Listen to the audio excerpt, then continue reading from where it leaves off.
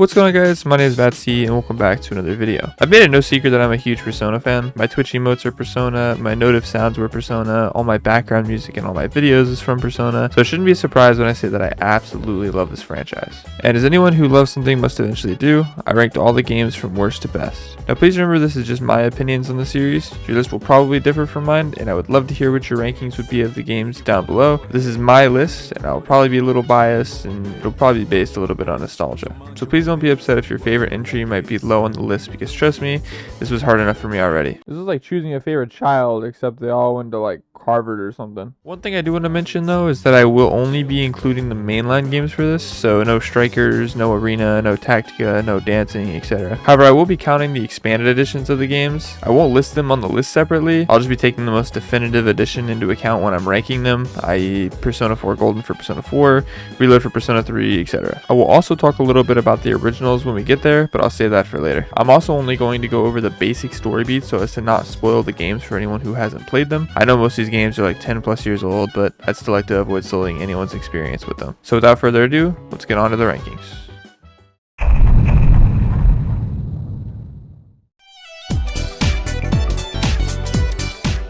Shin Megami Tensei Persona, better known as Persona 1, was originally released as basically two separate games in the East and the West. In the East, they got Megami Ibanroku Persona. Here in the West, we got Revelations Persona. The biggest change, though, comes from the characters. So basically, the localization team thought that the Asian characters and the Asian names would be too much for an American audience to handle, so they changed literally every character's name and their appearance to make them look more American. A lot of the dialogue is also changed, and it's almost always for the worse. A pivotal part of the game known as the Snow Queen quest is also notably completely missing from this version of the game. Thankfully, however, we did eventually receive a more faithful version of this game via a remake for the PSP in 2009. Persona 1 is definitely the black sheep of the series. Although it does share a lot with Persona 2, it is much closer to a standard Shin Megami Tensei game than the rest of the Persona series is. The game begins with a group performing something called the Persona game, which causes them to awaken to their inner selves, or their personas. Soon after, the city of Mikagecho is plunged into chaos, and the group is forced to tackle demons and find the source of it all. Now, there are two possible storylines in Persona 1. The main story, or as most refer to it as the Seebeck route, follows the characters discovering that Kandori of the Seebeck Corporation is using the power of a device he created to fuse our reality with another in an attempt to create a new reality where he can be God. Yeah, remember how I said this game is really similar to the SMT series, because I basically just described Nocturne. The second route, the one missing from the Western release of the game, the Snow Queen route, follows the group investigating an ancient relic known as the Snow Queen's mask that possesses their teacher and reawakens the Snow Queen, forcing the group to climb a set of towers to face and defeat her. I wouldn't really say one is better than the other. They both have their own merit and good moments. But if I was picking favorites, I would say the Seebeck route hits closer to home for me personally when it comes to narrative. However, I do find the atmosphere of the Snow Queen route to be a decent bit cooler, and the psychological aspect of it all is pretty compelling. So yeah, the story is pretty great. So what makes the game so low? Fuck!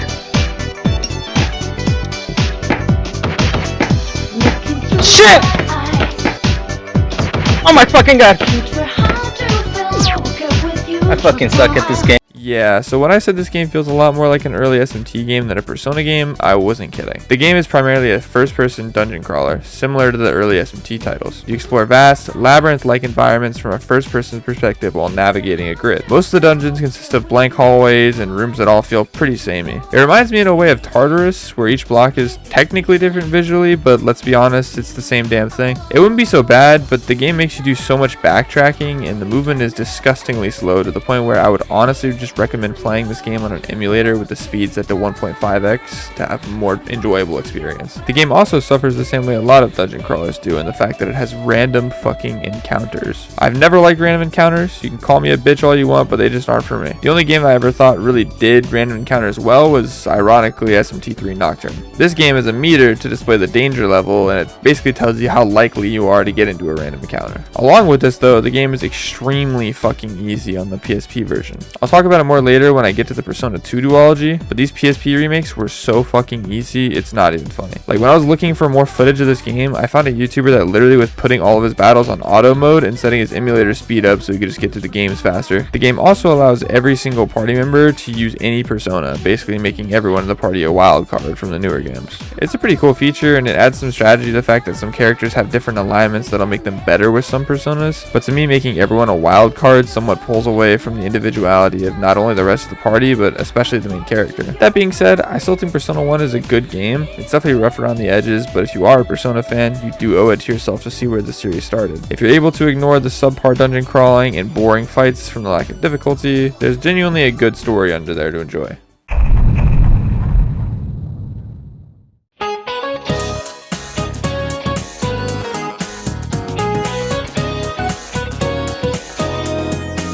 Yep, so I just lost all my credibility. In my own personal and probably wrong opinion, Persona 4 is definitely my least favorite of the new gen Persona games. Persona 4 follows Yu Narukami, a high schooler transferring to the small town of Inaba to live with his uncle and cousin, Dojima and Nanako. However, around the time of him showing up, some strange murders start taking place around the town. Bodies are found in strange and unexplainable places with no clues to the culprit. Soon after he arrives, he befriends some fellow students who tell him about the Midnight Channel, a tale that says if you look at the TV at midnight, you'll see your soulmate. One night, Yu decides to try out this Midnight Channel rumor and gets stuck in the TV. The next day, we go to the supermarket with our friends and just climb into the TV. There, we enter the Midnight Channel and awaken to our personas. And this is basically where all of the classic Persona dungeon crawling will be taking place. Through this event, we find out that the person who's appearing on the Midnight Channel is actually going to be the next victim, and our job is to break into the Midnight Channel and finish the dungeon by the deadline. Now, the main concept of Persona 4 story is good. I like the idea of the Midnight Channel, and the whole detective side of everything is pretty cool. But the main issue I really feel with it is the incredibly poor pacing the game has at times. Persona 4 suffers a lot undoubtedly because of the calendar system. In Persona 3, the calendar system was kind of made for that game. Persona 4 feels more like they're trying to mold an already created story around this calendar system, but this causes a whole lot of filler. A lot of the days feel samey, there isn't really much to do, and the story comes to screeching halts at times. For basically the entire second third of the game, it follows the same formula of, oh, that might be the guy killing people. We do the dungeon, and the guy either just dies or some other shit happens, and then we go back to square one. Golden both helps and also hurts this problem. Although the original games did have decently boring sections of just nothing going on, it did help the game keep its tonal integrity. However, with a lot of the new content in Golden, the game experiences an insane amount of huge tonal shifts. It's insane to me how the game with arguably the darkest main plot ends up being the most campy game with stupid ass bathhouse scenes, and there's even a fucking band performance like it's My Hero. I mean, I don't think some of these parts are bad. Some campiness is needed to capture the essence of what Persona is, but the absolute whiplash I get from tracking down a genuine fucking serial killer to a random camp scene number 600 is just too much for me to bear at times. The game also does one of my least favorite things ever, and I won't talk about it a lot because it is very spoiler heavy, but if you played the game, you'd understand what I'm referring to, and that's killing somebody and then just bringing them back for shock value alone. I'm sorry, but the one character I won't name that does this, it would have been really sad if they died, but the narrative would have benefited so much from them staying dead. But anyways, that's all I can really say about the narrative without getting spoilery too much, since the game is founded so much in mystery, so let's move on. I don't really have any gripes with the combat, since at this point they had a pretty good grasp of what Persona combat was supposed to look like, but I will say that in Gold in particular, it suffers a lot when it comes to stupid difficulties. On the harder difficulties in the beginning of the game, it's genuinely difficult, and at times it can even feel unfair. However, once you get past the first dungeon, you get a full party, it becomes one of the most mind-bogglingly easy things I have ever experienced. It is 100% the easiest new gen Persona game, even easier than Persona 5 Royal, and that's saying something. And the boss battles in Golden are genuinely just a slog, man. Most of them are still stupid easy, don't get me wrong, but Jesus Christ, every single one of these motherfuckers has a million health. Overall though, I still love Persona 4. It's a fantastic game with some great characters, decent social links, and okay enough dungeon crawling, but I can't pretend it's perfect. It has some major flaws that in my opinion really sully the experience a decent amount. Persona 2 is split up into two separate games, Innocent Sin and Eternal Punishment. For the sake of making it make sense when I explain their stories, I'm just going to explain them in order and then place them on the rankings after.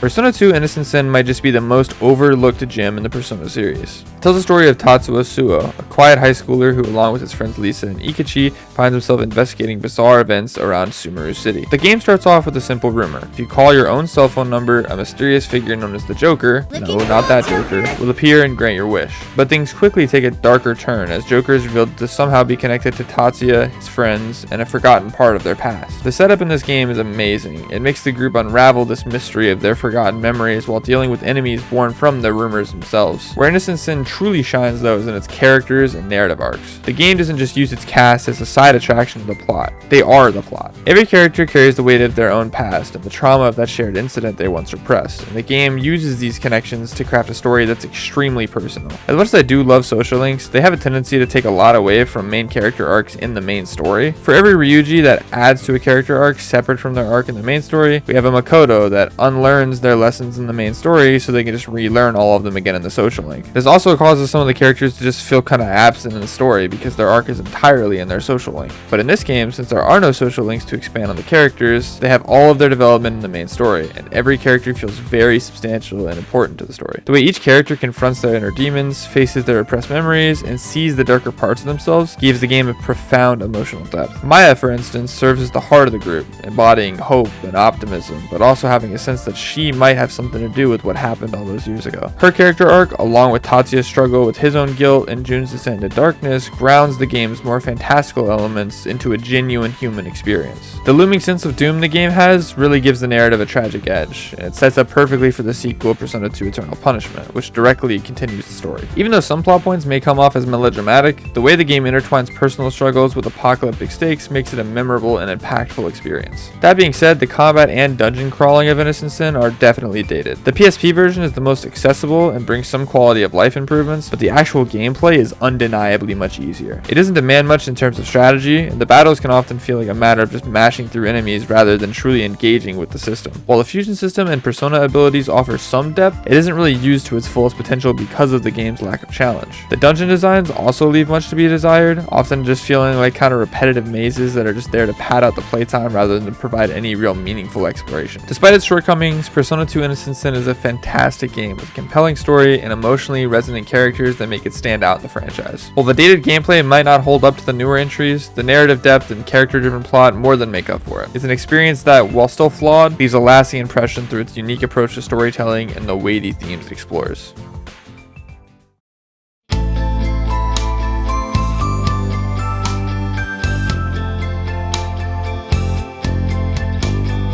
Persona 2 Eternal Punishment might not hit the same emotional highs as its predecessor, but it still stands tall as one of the most narratively compelling entries in the series. Set in an alternate timeline created by the events of Innocent Sin for reasons I will not disclose here for the sake of keeping it spoiler free. The game follows Maya Amano this time as she takes the lead, but unlike the last game's focus on adolescent trauma, Eternal Punishment is about the scars left behind, the damage that lingers from her past trauma even when no one can remember where it came from. What makes Eternal Punishment so fascinating is how it shifts the focus to adulthood. This isn't a group of teenagers learning who they are, it's a cast of adults dealing with regret, disappointment, and responsibilities that they can't escape. These characters feel broken and in ways that can't just be fixed by unlocking a new persona or reaching the end of a social link. Their growth feels messy, slow, and it makes them feel much more human. With that being said though, don't lump me in with those who are asking for another adult-centered Persona game. This one was enough. However, Eternal Punishment doesn't quite hit the same level as its predecessor, and a big part of that is Maya herself. While she was one of the emotional anchors of Innocent Sin, her transition to protagonist ends up completely flattening her character. By taking the role of the silent lead, she loses the spark that made her so lovable in the first place. We no longer hear her optimism, her nervous laughs, or her quiet conviction. We just kind of end up projecting ourselves onto her. And in a game that's so focused on trauma, memory, and regret, it's a shame that the person who should be the most affected feels the least vivid. Accessibility is also a real issue here. Unlike Innocent Sin, which finally got that PSP localization, Eternal Punishment still remains hard to play in the West to this day. The original PS1 version is still the only official English release of the game,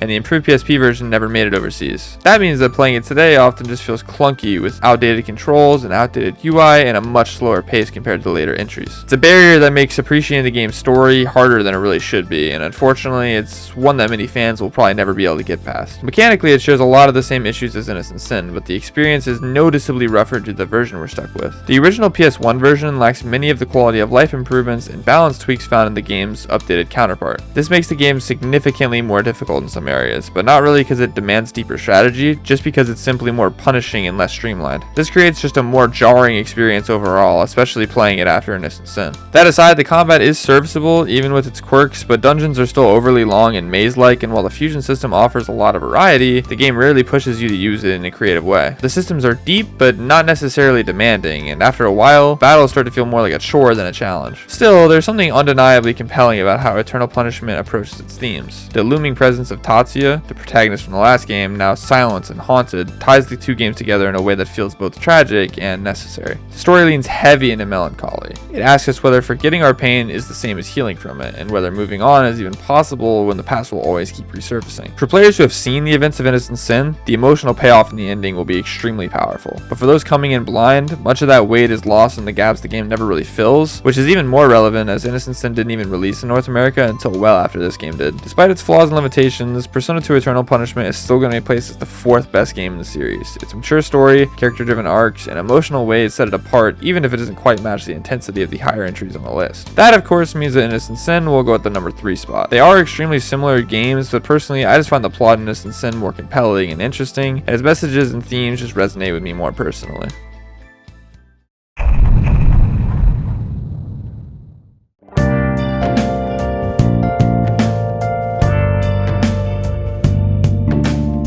Persona 5 is probably the most popular game in the series. A million spin-offs, merchandise, a character in Smash Bros. It's basically Atlus's Mario. Due to this, some would say at this point it's overrated. However, I couldn't really disagree anymore. Persona 5 was a game that touched me a lot personally. I played it for the first time during COVID after getting my PS4, and I hadn't really played a Persona game since my childhood, but this was a fantastic reintroduction into the series. And to be honest, it was an extremely impactful experience for me at the time. I was in a pretty bad spot in my life at the time as a young teenager going through the COVID lockdown, and ended up relating a lot to the character of Futaba Sakura. If you can't tell already, she's my favorite character in the franchise. But more generally, just the ideology of taking life in your own hands and not letting what others think of you or their perceptions dictate who you are genuinely pulled me out of a pretty dark spot in my life. Persona 5 is probably one of the most refined games in the series. It tells the story of Rin Amamiya, later known by the codename of Joker, who, after being falsely accused of assault, is sent to live in the attic of a coffee shop in Tokyo under probation. There, he stumbles into a strange, alternate world known as the Metaverse. Here, the stored desires of corrupted individuals manifest as physical palaces. After finding a few more individuals who can access this plane, Joker forms a group called the Phantom Thieves and begins stealing the hearts of these palace holders to make them confess their sins. Where Persona 5 truly shines though is in its cast, but more specifically its balance of their roles both in and out of the main story. The game manages to weave some of the most consistently well-written confidants in the series. Characters like Ryuji, Yusuke, Futaba, and even Akechi feel fully realized, each with their own personal conflicts that complement their main story arcs instead of just replacing them. Their development feels fairly human, their personalities are all distinct, and their bonds with Joker really feel earned. The combat too is easily the best the game has ever seen. Persona 5 and later on Royal add things like baton passes, more technical damages, and showtime attacks that all come together to create a loop that's fast and flashy. It's genuinely hard to go back to the earlier games at times after feeling how smooth the experience is here. But with that being said, these new additions also cause the game to be easily one of the easiest in the entire Megaten franchise. The tools you're given are pretty much just too powerful, especially Ryuji's Confidant ability, which lets you instantly defeat weaker enemies and still earn XP and money. This makes it super easy to just simply sit in Mementos and grind to level 99 and become a billionaire. It's a fun power trip, but it removes any real tension from most of the encounters in the game, especially in the latter half. The narrative as well does slow down at points. Okumura's palace in particular feels like a low point, not as much in design, but in just how it breaks the momentum of the story. Similarly, Morgana's mid-game Futaba jealousy runaway subplot overstays its welcome and does little more than just add some temporary drama that's quickly resolved with no repercussions. These moments aren't really deal breakers, but they highlight how the pacing can stumble in a game this long. Character-wise though, not every arc lands. Makoto, while introduced as a strong and intelligent voice of reason, ends up being one of the least interesting members of the group. Her story starts with a compelling thread about learning to think for herself instead of blindly following authority. But after that, she just seems to stagnate. Her confidant feels more like a retread of the same ideas as her arc in the main story, offering no real growth. Haru also struggles with this, but to a lesser extent. Her story with her father and her quiet resolve to change things does give her some emotional weight. Her confidant does add some depth to her struggles of identity and responsibility, making her far more sympathetic and likable. But like Makoto, her presence fades and she becomes less and less involved in the story as it moves forward, never quite matching the narrative strength of someone like Futaba, whose arc feels both central and complete, and they're engaged throughout the whole runtime of the story after their introduction. Despite these flaws though, Persona 5 is still a near perfect game, and honestly, if the next game on the list wasn't basically perfect in every way, it would probably be number 1, as it is probably my 3rd favorite game of all time, and even though I'm sure all of you know pretty much every twist and turn at this point, it's still 100% worth a run.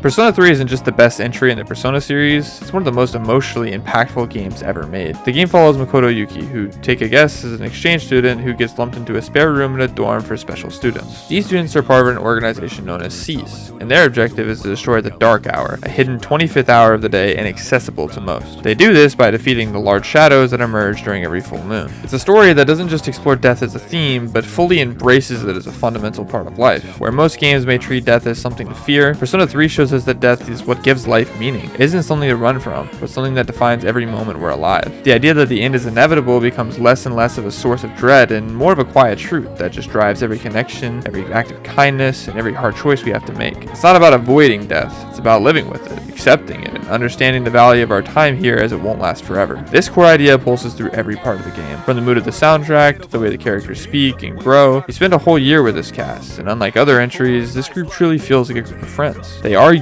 they miscommunicate, they drift apart, but they always come back together. There's a rawness to how they all process grief and fear in their own way that makes their bonds feel so lived in. When things fall apart, they don't just bounce back, they all work through it in their own way. Everyone copes differently, and that's what makes them all feel human. Now, gameplay wise, each version of Persona 3 brings something different to the table. The original sets the tone, but removes the ability to control your party members to focus on the idea of them being more of tangible people. This was, however, removed with its PSP remake, Persona 3 Portable. Portable adds new flexibility with a female protagonist and full party control. Persona 3 Reload, though, is a from-the-ground-up remake released in 2024, which takes the base game as its standard and builds an experience closer to the two following games. The new combat system in Reload makes battle smoother, flashier, and far more engaging, but just like with Persona 5 Royal, these additions come with a price. The game becomes extremely easy, and the sense of danger, especially in the late game, fades pretty fast when your party has so many tools and is so over-leveled that it trivializes most encounters. It's a smoother experience, but definitely a worse challenge. Not everything is perfect, of course, though. A few of the social links like the Gourmet King or the French exchange student veer more towards forgettable or even straight up annoying at times. They don't carry the same emotional weight as the others do, and it feels more like padding in a game that's otherwise full of meaning. And while social links overall add a lot more to the narrative, the inconsistencies in tone between them can be a little jarring at times. With that being said, though, the game does hold the best social link in the entire series, the sun, Akinari. I won't dive much into it here though, because I encourage you to experience it for yourself. But easily the most frustrating flaw across Portable and even Reload is the idea of undoing certain character deaths. Without going into spoiler territory, the original game treated loss with permanence. It forced you to sit with it and accept it as a part of life. That was powerful and it adds a lot to the narrative. But the newer versions soften these moments and use a lot of these power friendship type tropes to prevent these extremely emotional moments from having the payoff they deserve. This not only hurts the characters involved, but the narrative as a whole. It undercuts the very themes that made the original game so affecting.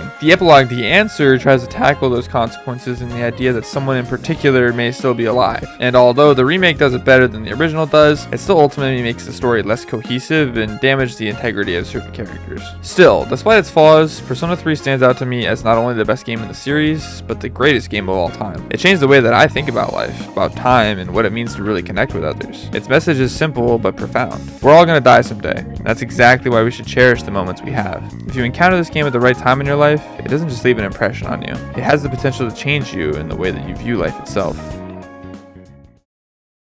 Well, that got pretty dramatic, didn't it? Let me just quickly address the elephant in the room. It's been over 2 years since I've uploaded on YouTube, and it's been like calling to me like the Green Goblin mask. It's like I can't get away from it. This is very obviously a very different video than I have ever made before. I wanted to try something new. I've pretty much completely separated myself from Overwatch and esports and stuff like that.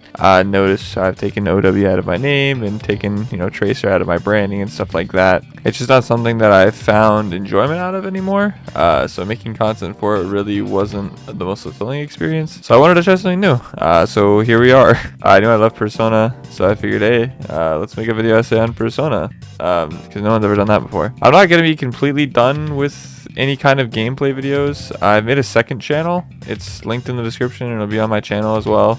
It's called Batsy Plus. This channel will be pretty much for gameplay videos, stuff like that. I'm gonna try to keep this channel more like edited content. I don't know how often I'm going to be uploading on here or on the other channel really. So if you like what you saw today, like, comment, subscribe. Let me know in the comments. I'm working on a bigger project. I don't know when it'll be done. I don't really have a time frame at all for it. So just sometime in the future, maybe not near future, maybe not far future. I don't know yet. It will be Persona related again. I don't really have any other ideas at the moment, to be 100% frank with you. But yeah, stay tuned, stick around. Things are going to be different from here on out, but hopefully it is entertaining. So I'll see you guys in the next video, whenever that may be.